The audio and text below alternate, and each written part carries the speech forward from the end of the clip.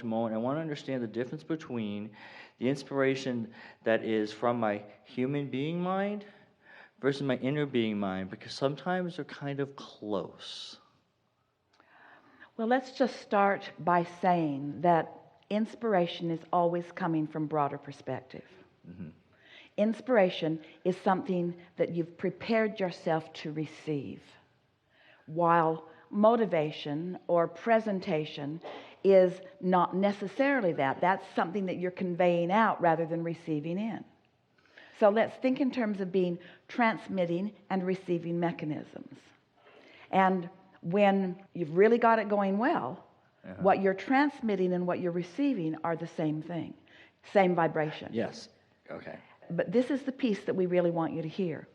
Most people want to receive a transmission before they begin sending one. In other words, give it to me, I'll give it back to you. Give it to me, I'll give it back to you. Give it to me, I'll give it back to you. Mm-hmm. What we're wanting you to understand is you have to give it and then you get it back. You have to give it and then you get it back. Because that's something that you can control. That's something that you can do something about. You can control the projection of your thought. You can control the vibrational components of your output. You can, by caring about how you feel. What's given me relief to trust that more, of finding the vibration that feels really good, and then I get the inspiration to follow, take the next action, because it's an action-based universe. I like being in a physical body. I love being physical. Money's a physical thing. Words are physical. Our relationships are physical. And it's a physical experience we want to have, but there's action we always take.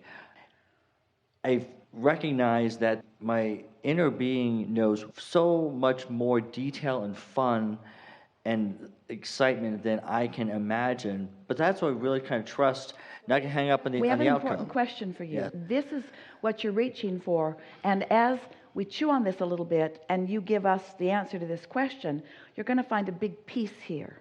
So you just said, my inner being is wiser and has the answers and maybe even can see down the road. In other words, that's the perspective that you have. Mm-hmm.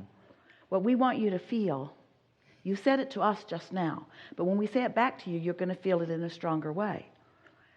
Your inner being isn't standing someplace with the answers wanting to give them to you. It's that your vibrational readiness evokes the inspiration from your inner being. It is a truly co-creative experience. So that the idea is occurring to each simultaneously. We're not sitting here with all of the answers, just waiting for you to get into the vicinity. He's there, boom, tell him. Yeah. It's not like that at all. It's that we're maintaining a vibration and you are maintaining a vibration and you are contributing to the vibration and you are upping the details of what's in the vortex. In other words, it truly is a co-creative experience. And when we are there, which we always are, and you are there, that's when the explosion of the idea occurs. That's when the creation happens. That's the conception of the idea, you see. That's the birthing of it. That's why it feels exhilarating to you and to your inner being. So when I rendezvous with that, did you get that? That's what true inspiration is. The melding of the minds. There's an explosion in that. That's what we've meant all these years, as we've said, the leverage of alignment is so much more than the leverage of action. When you interface with the energy that creates worlds, and you allow it to merge with your idea, that's creation, you see. And human wants to keep humbly making themselves the least important part in that equation. And you are not. You are equal partners.